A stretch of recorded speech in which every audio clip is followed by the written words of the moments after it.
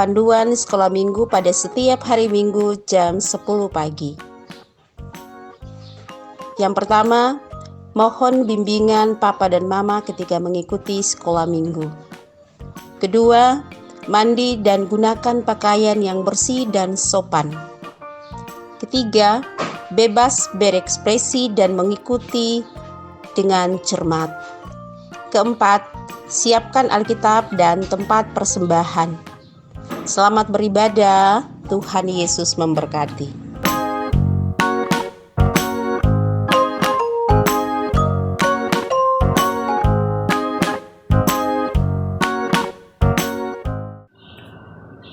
Shalom adik-adik yang dikasihi Tuhan, khusus remaja dan tanggung. Berjumpa lagi bersama saya Bunda Vivi yang akan memimpin kita dalam ibadah hari Minggu hari ini.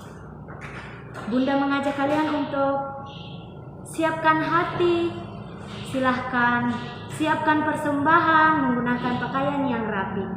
Untuk itu Bunda mengajak kita bernyanyi bersama dengan dua pujian berturut-turut. Yang pertama itu hello hello hello hello kawanku semua, dan yang kedua bertambah-tambah dalamnya. Apa kabar yang ada dari arah Kilo, yang dari Jalan Bandara, yang dari arah Pratiwi? Tentunya sehat-sehat semua ya adik-adik.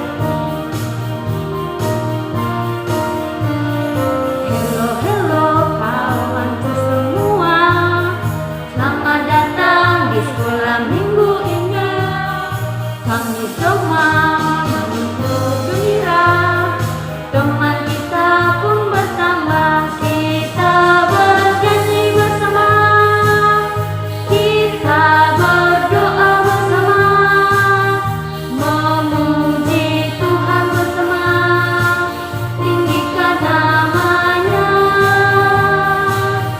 baca firman Tuhan, saling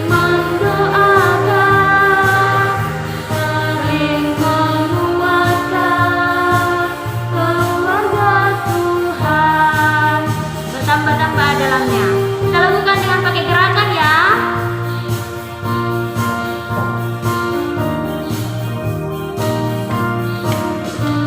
Bertambah-tambah dalamnya, bertambah-tambah lebarnya, bertambah-tambah oh tingginya kasih Yesus dalamku.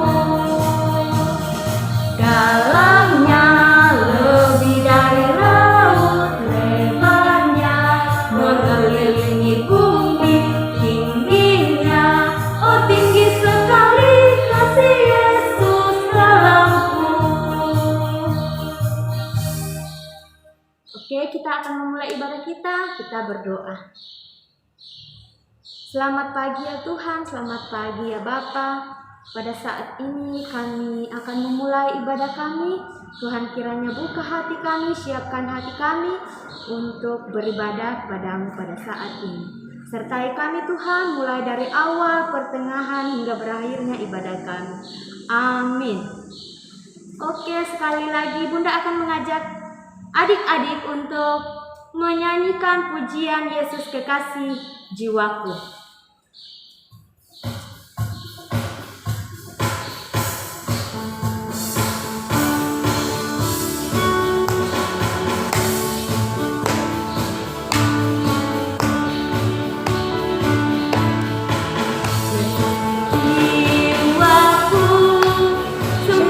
Percaya padamu, karena kasih-Mu padaku, Kau tebus dosaku.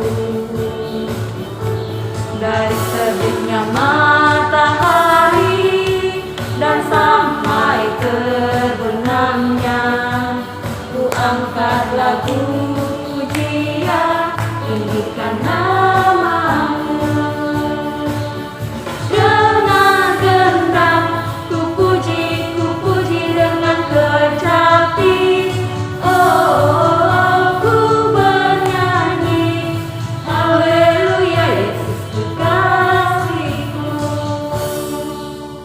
Adik-adik, saatnya kita akan mendengarkan akan firman Tuhan, namun Bunda akan mengajak kita sekali lagi untuk menyanyikan "Kubuka Hatiku" untuk firman.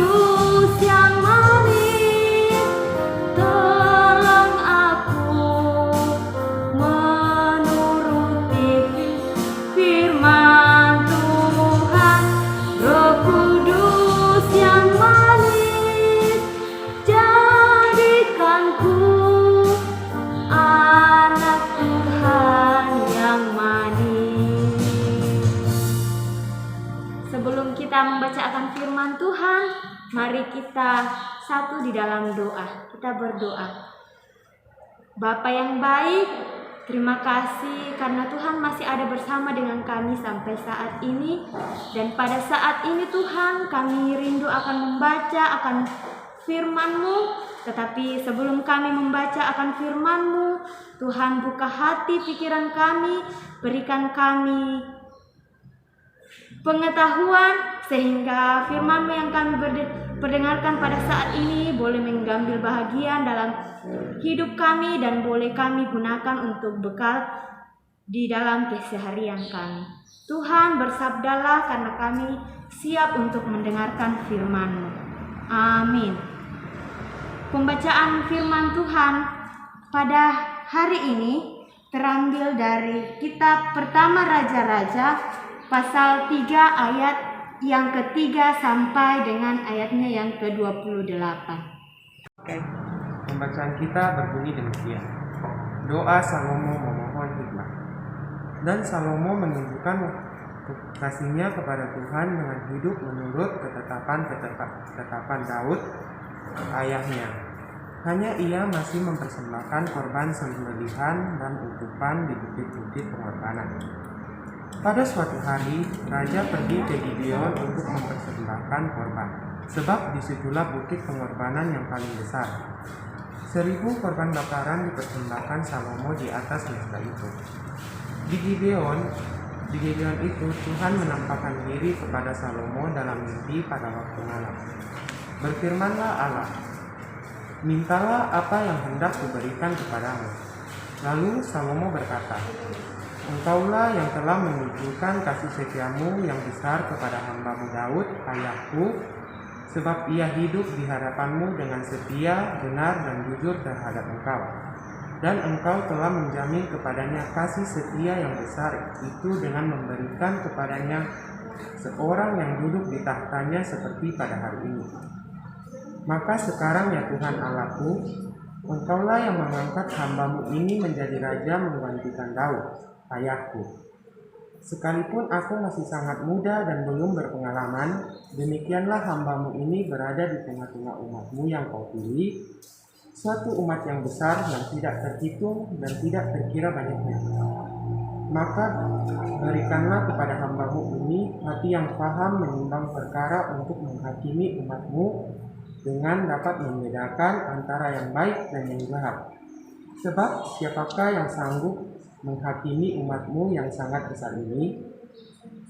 Lalu adalah baik di mata Tuhan bahwa Salomo meminta hal yang demikian. Jadi berfirmanlah Allah kepadanya, oleh karena engkau telah meminta hal demikian, tidak meminta umur panjang atau kekayaan atau nyawa musuhmu, melainkan pengertian untuk memutuskan hukum. Maka sesungguhnya aku melakukan sesuatu dengan permintaan itu. Sesungguhnya aku memberikan kepadamu hati yang penuh hikmat dan pengertian, sehingga sebelum engkau tidak ada seorang pun seperti engkau, dan sesudah engkau takkan bangkit seorang pun seperti engkau. Dan juga apa yang tidak kuminta aku berikan kepadamu, baik kekayaan maupun kemuliaan, sehingga sepanjang umurmu takkan ada seorang pun seperti engkau di antara raja-raja. Dan jika engkau hidup menurut jalan yang kutunjukkan dan tetap mengikuti segala ketetapan dan perintahku, sama seperti ayahmu Daud, maka aku akan memperpanjang umurmu. Lalu terjagalah Salomo. Ternyata ia bermimpi. Sekembalinya ke Yerusalem, berdirilah ia di hadapan tabut perjanjian Tuhan. Dipersembahkannya korban-korban bakaran dan korban-korban keselamatan. Kemudian ia mengadakan perjamuan bagi semua pegawai. 1 Raja-Raja pasal 3 ayat 16 sampai 28. Firman Tuhan berbunyi demikian. Hikmat Salomo pada waktu memberi keputusan. Pada waktu itu masuklah 2 orang perempuan sundal menghadap raja. Lalu mereka berdiri di depannya. Kata perempuan yang satu, "Ya tuanku, aku dan perempuan ini diam dalam satu rumah, dan aku melahirkan anak. Pada waktu dia ada di rumah itu, kemudian pada hari ketiga sesudah aku, perempuan ini pun melahirkan anak. Kami sendirian. Tidak ada orang luar bersama-sama kami dalam rumah. Hanya kami berdua saja dalam rumah. Pada waktu malam, anak perempuan ini mati karena ia menidurinya. Pada waktu tengah malam ia bangun, lalu mengambil anakku dari sampingku. Sementara hambamu ini tidur, dibaringkannya anakku itu di pangkuannya. Sedang anaknya yang mati itu dibaringkannya di pangkuanku. Ketika aku bangun pada waktu pagi untuk menyusui anakku, tampaklah anak itu sudah mati. Tetapi ketika aku mengamati dia pada waktu pagi itu, tampaklah bukan anak yang kulahirkan. Kata perempuan yang itu, "Bukan anakkulah yang hidup dan anakmulah yang mati." Tetapi perempuan yang pertama berkata pula, "Bukan anakmulah yang hidup dan anakmulah yang hidup, yang mati dan anakkulah yang hidup." Begitu mereka bertengkar di depan raja. Lalu berkata raja yang seorang berkata, "Anakkulah yang hidup ini dan anakmulah yang mati." Yang lain berkata, "Bukan, anakmulah yang mati dan anakkulah yang hidup." Sesudah itu raja berkata, "Ambilkan aku pedang." Lalu dibawakanlah pedang ke depan raja. Kata raja, "Penggallah anak yang hidup itu menjadi 2, dan berikanlah setengah kepada yang satu dan setengah lagi kepada yang lain." Maka kata perempuan yang mempunyai anak yang hidup itu kepada raja, Sebab timbullah belas kasihan terhadap anaknya itu. Katanya, "Ya tuanku, berikanlah kepadanya bayi yang hidup itu. Jangan sekali-kali membunuh dia." Tetapi yang lain itu berkata, "Supaya jangan untukku ataupun untukmu, penggallah." Tetapi raja menjawab, katanya, "Berikanlah kepadanya bayi yang hidup itu. Jangan sekali-kali membunuh dia. Dia itulah ibunya." Ketika seluruh orang Israel mendengar keputusan hukum yang diberikan raja, maka takutlah mereka kepada raja. sebab mereka melihat bahwa hikmat daripada Allah ada dalam hatinya untuk melakukan keadilan. Demikianlah firman Tuhan. Demikianlah firman Tuhan. Yang dikatakan berbahagia adalah kita yang sudah mendengarkan firman Tuhan dan melaksanakannya di dalam kehidupan kita sehari-hari. Amin. Adik-adik yang di rumah, saat ini kita akan belajar tentang tokoh Salomo. Nah, sebelum Bunda ceritakan kisah tentang Salomo, adakah yang tahu tentang siapakah Salomo ini? Ayo dijawab 1, 2, tep. Salomo ini adalah seorang raja Israel. Dia menggantikan ayahnya Daud. Dia menjabat sebagai seorang raja itu 40 tahun lamanya. Nah, Raja Salomo ini adalah anak dari pernikahan Daud dan Batsyeba. Tetapi Raja Salomo ini sebelum menjadi raja ini banyak lika-liku yang mengganggu. Maunya Raja Salomo ini tidak menjadi seorang raja. Begitu banyak cobaan. Nah, adik-adik, Raja Salomo ini ditentang oleh seorang kakaknya Adonia yang bernama Adonia, karena Adonia ini ingin menjadi raja, bukannya Raja Salomo. Tetapi Tuhan menginginkan Raja Salomo ini dia yang menjadi raja menggantikan ayahnya. Salomo memiliki kesalehan seperti ayahnya Daud. Nah, setelah Raja Salomo ini pergi ke Gideon, Tuhan Yesus menampakkan diri kepada Salomo itu 2 kali, adik-adik. Pertama kalinya pada saat Salomo ini sedang tertidur, Tuhan mendatangi Raja Salomo. Tuhan berkata kepada Salomo, "Mintalah apa yang kamu minta." Terus sama dengan halnya kalau kita manusia ya adik-adik, pastinya kita minta kekayaan, umur yang panjang. Tetapi Raja Salomo ini berbeda adik-adik. Dia meminta hikmat. Nah, pertanyaannya, kenapa Tuhan memberikan pilihan kepada Salomo? Ada yang bisa jawab? Ya, Salomo ini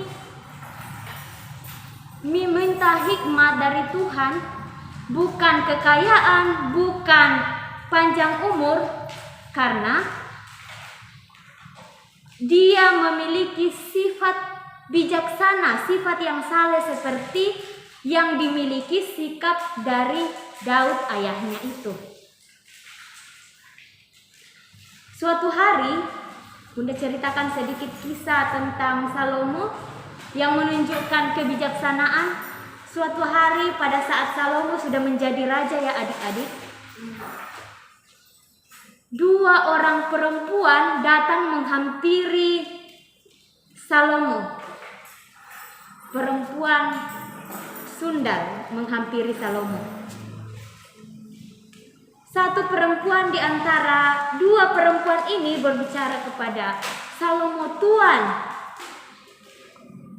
kami datang untuk membawa anak kami. Perempuan di sebelah saya ini kita tinggal dalam satu rumah. Kita melahirkan sama-sama. Kita melahirkan anak laki-laki. Tetapi perempuan satu ini, dia menganggap bahwa anak saya ini adalah anaknya. Padahal perempuan ini, dia sudah tidak sengaja tidur menindih anaknya sampai akhirnya tewas. Makanya kami menghadap Tuhan, bagaimana solusinya?" Di situ Raja Salomo bingung. Dia menunjukkan kebijaksanaan. Begini,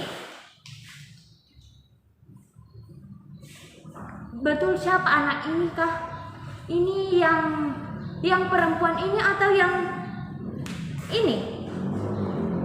Kemudian perempuan yang satu berkata, Tuhan, itu adalah anakku, bukan anaknya. Tetapi yang satu, tidak Tuhan, ini betul anakku. Tidak sengaja dia meletakkan anaknya itu di pangkuanku. Sementara saya sedang tidur, dia meletakkan anaknya itu di pangkuanku. Tetapi setelah saya mengamati, oh bukan, itu bukan anakku. Anakku yang hidup dan anaknya lah yang mati. Terus yang satu mengatakan, tidak, itu adalah anakku, bukan anak dia. Di situ mereka saling bertengkar, memperebutkan anak ini. Kemudian Salomo mengambil kebijaksanaan. Prajurit, ambilkan pedang, lalu anak ini kita belah dua. Separuhnya nanti kita kasih ibu yang satu, dan yang satunya lagi kita berikan kepada yang satu. Jadi adil adik-adik. Yang satu dapat setengah, yang satu dapat setengah. Tapi itu tidak betul. Nanti anaknya mati. Kemudian ibu yang satu mengatakan, jangan Tuhan, biarkan anak itu hidup. Berikan saja anak itu kepada perempuan ini. Maka disitulah Tuhan mengetahui bahwa ibu sesungguhnya adalah yang berkata menginginkan bayi ini hidup. Jadi adik-adik, kalau anak itu dibagi dua mati ya, tentunya mati. Hanya barang yang bisa dibagi, tetapi ini manusia. Oke adik-adik, itu singkat cerita dari tentang Salomo. Pesan apa yang kalian ambil dari cerita tadi? Ada yang bisa jawab? Ya. Bunda akan sampaikan pesan yang dapat kita petik dari cerita si Salomo yang bijaksana adalah pengetahuan dan kepandaian itu dari Tuhan. Contohnya seperti ini. Ini kan masa pandemi ya. Dari sekolah, adik-adik pastinya banyak tugas menumpuk. Bingung mau kerja yang mana karena menumpuk. Pusing jadinya. Tetapi adik-adik percaya bahwa semuanya itu bisa kita kerjakan. Jangan kalian mengambil kesimpulan tidak usah mengerjakan tugas. Nanti mama pulang menanyakan tugas kamu selesai. Kalian jawab susah. Tetapi itu bukan solusi yang baik adik-adik. Seumpama kalian temui kesukaran, kalian meminta hikmat dari Tuhan. Tuhan berikanlah saya pengetahuan untuk mengetahui mana yang baik, mana yang tidak baik. Seperti saya memilih main game ketimbang mengerjakan tugas yang susah ini. Berikan kepandaian Tuhan supaya saya bisa mengerjakan tugas ini dengan baik. Itu yang betul.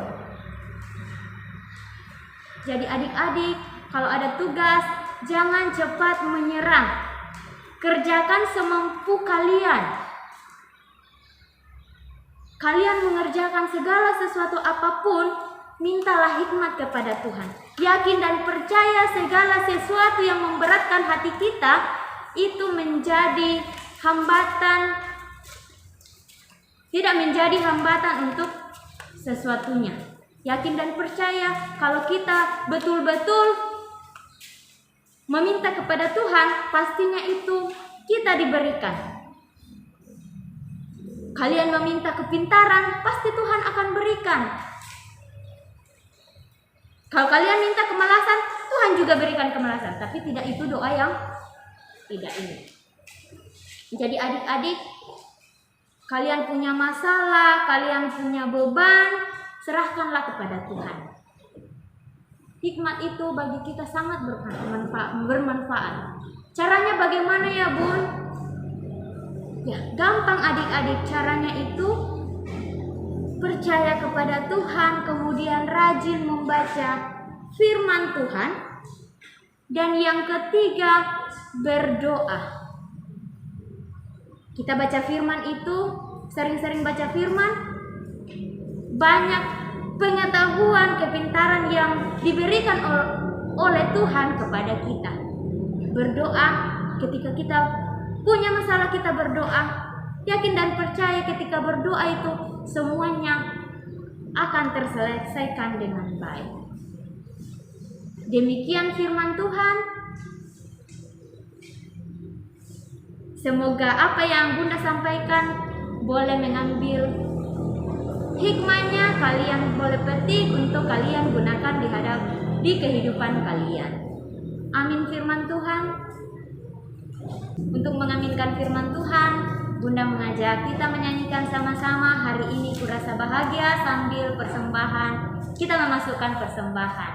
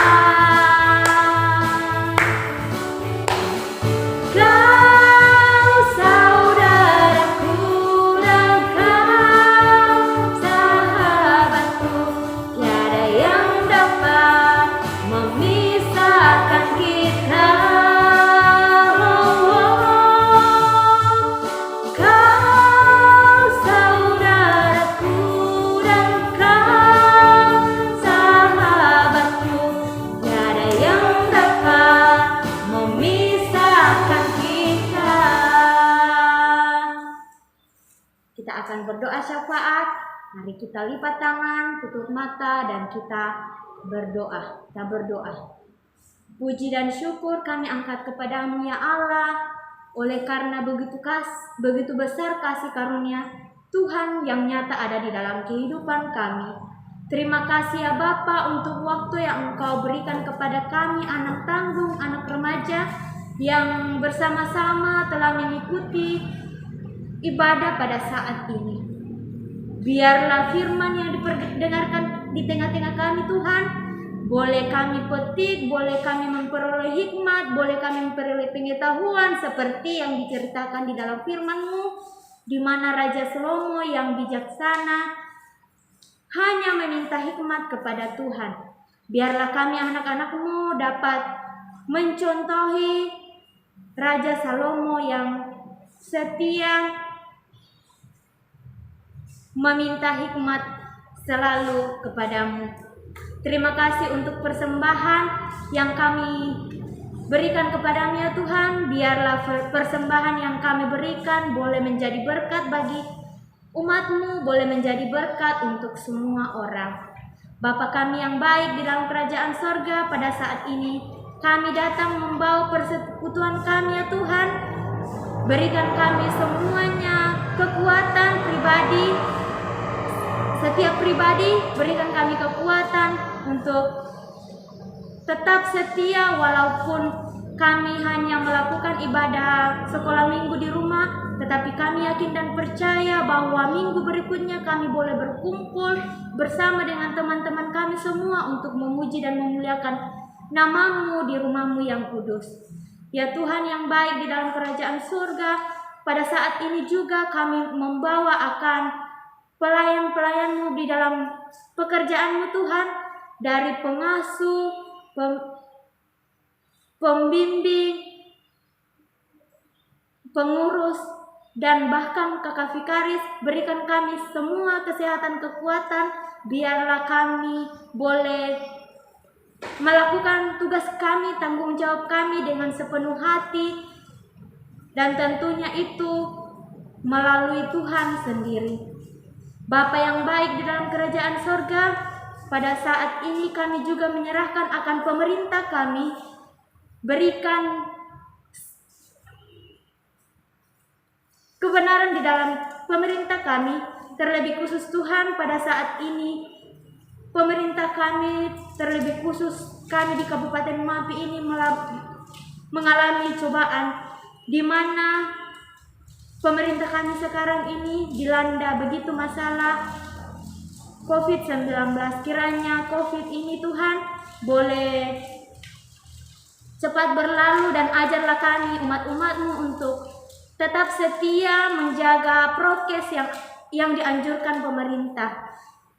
Biarlah semuanya yang apa kami lakukan boleh memutus rantai penyebaran COVID-19.